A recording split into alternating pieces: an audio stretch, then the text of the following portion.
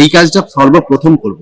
মানুষের voter card, Aadhaar card, PAN card, ration card প্রতিটা জায়গায় সেম নাম আনবো, বাবার নামটা সেম নাম আনবো, যাতে করে পরবর্তীতে ডিস্টার্বটা না হয়।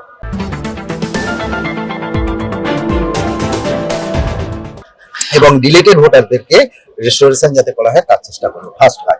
তারপর শিক্ষা, স্বাস্থ্য, তারকেশ্বরের জন্যই বলবো এখন যতটুকু করার আমি করবো।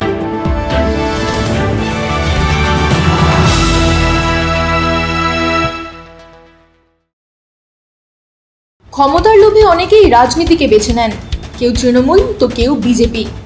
কিন্তু ব্যতিক্রম তারকেশ্বর কেন্দ্রের প্রার্থী ইমামুল হাসান মল্লিক। পেশায় তিনি আইনজীবী, কিন্তু এইবারের নির্বাচনে নির্দল প্রার্থী হয়ে দাঁড়ানোর সিদ্ধান্ত নিয়েছেন তিনি। আপনি সদ্য মনোনয়ন পত্র জমা দিয়ে এলেন এবং নির্দলীয় হিসেবে দাঁড়ালেন। আমার প্রথম প্রশ্ন, নির্দলীয় কেন? কোনো পার্টির আন্ডারে কেন গেলেন না?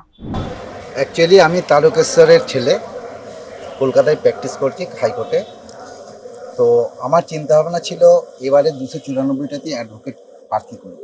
অনেক চেষ্টা করেছি কিন্তু কোনো কারণে করে উঠতে পারিনি। তো আমি এদেরকে আগেই বলেছিলাম যে 294টাতেই যদি ক্যান্ডিডেট পেয়ে যায় অ্যাডভোকেট ক্যান্ডিডেট, তাহলে আমি কিন্তু কন্টেস্ট করব না। পরবর্তীতে যে কোনো কারণে করে উঠতে পারিনি, তার জন্য আমি কিন্তু একটা ক্যান্ডিডেট কন্টেস্ট করছি, সেটা হচ্ছে তারকেশ্বর। আমাকে নির্দলীয় যখন বললেন, আমার কাছে বহু পার্টি থেকে বহু অফার এসছে, কিন্তু আমি কারোর লিডারশিপে কিন্তু কোনো পলিটিক্স করবো না, এটাই হচ্ছে আমার বক্তব্য। আমি 2019 সালে লোকসভা কন্টেস্ট করেছি বসিরহাট কেন্দ্র থেকে, যে কেন্দ্র থেকে নুসরাত জাহান জিতেছিল। নির্দলীয় করেছিলেন না কোনো দল থেকে? দল থেকে বিএনআরপি, ভারতীয় ন্যায় অধিকার রক্ষা পার্টি, যার প্রেসিডেন্ট ছিলেন সেই সময় ডক্টর মেহবুব সাকিব, উনি আমাকে দাঁড় করিয়েছিলেন। কিন্তু সংগঠন ছাড়া লড়াই লড়া যায় না, আর লড়াই লড়ে জিতে এমএলএ হয়েও কাজ করা সম্ভব নয়। সংগঠনের দরকার, পরিকাঠামো দরকার খুব। আমি সবেমাত্র এন্ট্রি করলাম, পরবর্তীতে প্রকাশ হবে কি করতে পারবো না পারবো। এমএলএ হব কিনা জানি না, কিন্তু আমার তারকেশ্বরের লোকেদের যে অসুবিধাগুলো আছে সেগুলো আমি ক্লিয়ার করার চেষ্টা করবো। যেমন এসআইআর নিয়ে বহু লোকের নাম চলে গেছে, ইভেন আমার মায়ের পর্যন্ত চলে গেছে। আমার মাকেও কিন্তু প্রপোজাল হিসেবে আনতে পারিনি, এটা কিন্তু আমি মন থেকে মেনে নিতে পারিনি। আপনার হাতে শুধু 12 দিন সময় আছে, সব প্রার্থীরা 45 দিন সময় পেয়েছে প্রচার করার জন্য। 12 দিনে আপনি কি করে কাজটা করবেন? 270টা বুথ আছে, আমি প্রতিটা বুথে একটা করে টোটো নিয়ে আমি একাই করে যাব। আমার সঙ্গীরা এলে ভালো, না এলে কোনো অসুবিধা নেই। আমার প্রতি অনেক মানুষের সমর্থন রয়েছে, কিন্তু পলিটিক্যাল প্রেসারের জন্য কেউ বেরোতে পারছে না।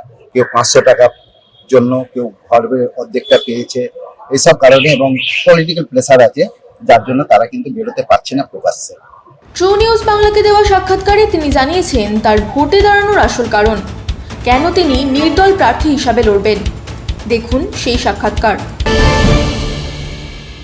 আমাদের বাংলায় মেরুকরণের রাজনীতি চলছে, এটা লুকানোর কোনো ব্যাপার নেই। বিজেপির কোর এজেন্ডা হিন্দুত্ব, বাকি তার মধ্যে ঢুকে রয়েছে হুমায়ুন কবির, মিম, আইএসএফ, নওশাদ সিদ্দিকী।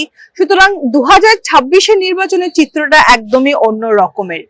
সেখান থেকে আমার প্রশ্ন, তারকেশ্বরে মুসলিম পার্সেন্টেজ ভীষণ কম। মুসলিম সেন্টিমেন্ট আর ভোটের সেন্টিমেন্ট, বাংলায় স্পেশালি সেন্টিমেন্ট ভীষণ কাজ করে। সেখানে আপনি জিতে বেরিয়ে আসবেন, সন্তু পান দাঁড়িয়েছে বিজেপির তরফ থেকে, আপনি সেখান থেকে জিতবেন। এই কিসের ভিত্তিতে আপনি কথাটা, এই আত্মবিশ্বাসটা রাখছেন? আমি একবারও বলিনি, আমি জাস্ট সবে এন্ট্রি করলাম। আমি তারকেশ্বর ছেলে, সন্তু গোঘাটের ছেলে, রামেন্দ্র সিংহ তারকেশ্বরের ছেলে।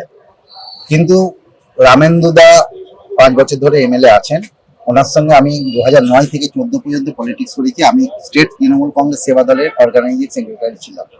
তখন কিন্তু রামেন্দুদার সঙ্গে আমার সম্পর্ক ছিল। 15 বছর তৃণমূল আছে ওখানে। এর আগে রাজপাল সিং ছিলেন 2 টার্ম, আর রামেন্দুদা ছিলেন 5 বছর। কিন্তু এই 5 বছরে আমি অনেক কিছু ইলিগালি দেখেছি, তার জন্য রামেন্দুদার পরিস্থিতি এবছর আমার ভালো লাগছে না। আর শুনতে পান কিন্তু রাম রাম করছে, আর কিছু করছে না।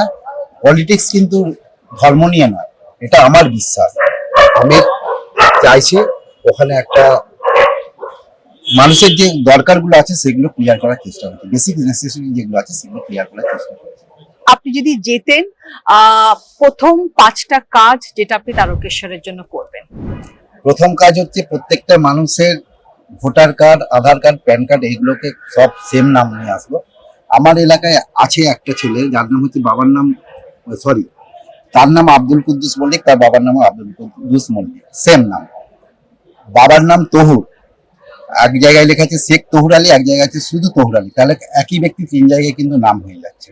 এবং ওই ভোটার লিস্টে আমার কাছে আছে প্রতিটা জায়গাতে ইস্ট জেলা বলে এক ভদ্রলোকের নাম আছে, ইস্ট জেলা, তার বাপের নামটা কিছু আছে, কিন্তু এই ভুলগুলো আমি কিন্তু দেখতে পাচ্ছি। সেকেন্ড কথা, ভোটার লিস্টের মধ্যে বাড়ির নম্বর N29, এটা কি আমি এখন পর্যন্ত কিন্তু বুঝতে পারিনি।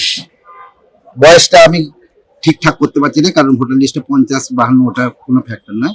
এই কাজটা সর্বপ্রথম করব, মানুষের voter card, Aadhaar card, PAN card, ration card প্রতিটা জায়গায় সেম নাম আনবো, বাবার নামটা সেম নাম আনবো, যাতে করে পরবর্তীতে ডিস্টার্বটা না হয়। এবং ডিলেটেড ভোটারদেরকে রেস্টোরেশন যাতে করা হয় তার চেষ্টা করবো, ফার্স্ট কাজ। তারপর শিক্ষা, স্বাস্থ্য, তারকেশ্বরের জন্যই বলবো এখন, যতটুকু করার আমি করবো, এগুলো কিন্তু পরে বলবো আমরা কিভাবে করবো না। একটু কিছু বলুন, না হলে তো মানে দাঁড়িয়েছেন যখন, লোকেদের তো ভরসা দিতে হবে, কিছু তো বলতে হবে। ভরসা দেবো। কি করবেন, শিক্ষায় কি করতে চান, বা রাস্তাঘাট ঠিক করতে চান, স্কুল করতে চান, পার্ক করতে চান, কিছু তো বলুন। 3টে জিনিস বলুন, একটা আপনি বললেন, সেকেন্ড আপনি কি করবেন? শিক্ষা ব্যবস্থা, ওখানে তারকেশ্বর বিধানসভার মধ্যে একটাই কলেজ রয়েছে যার মধ্যে বিএ, বিএসসি, বিকম, ওখানে আমি প্রফেশনাল কোর্সগুলো করার চেষ্টা করি। যদি আমি জিততে নাও পারি, আমিও কিন্তু 24 আওয়ার্স কিন্তু আমার একটা অফিস খুলে রাখবো, যাতে করে সাধারণ মানুষ আইনের সাহায্যটা আমার কাছে এসে পায়। এটুকু আপনাকে আমি কমিটমেন্ট করলাম। আমার বাড়ি আছে ওখানে তালপুর বলে গ্রামে, তারকেশ্বর বিধানসভার মধ্যে, তারকেশ্বর থানার মধ্যে। আমি কিন্তু 24 আওয়ার্স কিন্তু একটা অফিস খুলে রাখবো।